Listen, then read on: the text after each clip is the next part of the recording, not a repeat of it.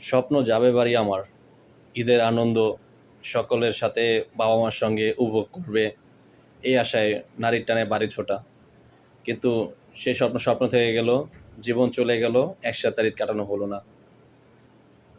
পুরো দেশ স্তব্ধ, পুরো দেশ হতবাক এই ভিডিওটা দেখে। কিন্তু এই ভিডিওর মূল কথা কি কেউ আলোচনা করছে না। কেউ দোষ দিচ্ছে চালককে, কেউ দোষ দিচ্ছে ভাগ্যের, কেউ দোষ দিচ্ছে যে সময়ের মূল্য বেশি জীবনের থেকে। কিন্তু এই যে সদরঘাটে যে নৌকা, অদক্ষ চালক দিয়ে যে নৌকা চলাচল, এই দিকে কারোর দৃষ্টি নেই।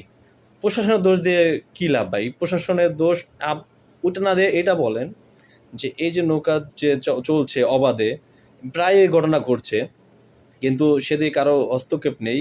যে নাকি সে নৌকা নিয়ে চালাচ্ছে জীবন ঝুঁকি নিয়ে, মানুষ সময়ের তাড়নায় শর্টকাটে যাওয়ার জন্য অবশ্যই সে তার সুযোগ নেয় তার, কিন্তু তাছাড়া যে এই নৌকাগুলি যদি তারা দক্ষ লোক হতো, এবং একমাত্র আমি শতভাগ আমি বলতেছি এই নৌকা মাঝির দোষের কারণেই আজকে এই ঘটনা ঘটেছে। সেই নৌকাটা যদি আটটু সতর্কভাবে চালায় আসতো, তাহলে এই 2 লঞ্চের ফাঁকে যে নৌকাটা প্রবেশ করাইলো, না ঢোকালে তো এই ঘটনা ঘটতো না রে ভাই।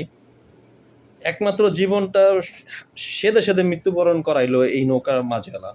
তো আমি আশা করব আপনারা সবাই এই বিষয়টা নিয়ে সবাই আপনারা ভিডিও বানান, যাতে সবাই প্রশাসনের নজরে আসে যে ওই সদরঘাট কেন্দ্রীয় যে নৌকা পারাপার এই ধরনের চলাচলগুলো যেন বন্ধ হয়। যদি বন্ধ হয় তাহলে মানুষ ওই সুযোগ নিবে না, মানুষ ওই বাউবাজার ব্রিজ হয়ে ঘুরে আসবে। খুব দুঃখ লাগলো, এটা আমিও হতে পারতাম, আমার পরিবারও ঘুরতে পারতো।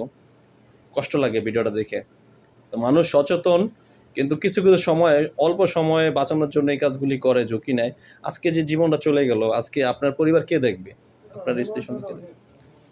ঠিক আছে, সবাই ভালো থাকবেন, ভিডিও শেয়ার করবেন। আসসালামু আলাইকুম।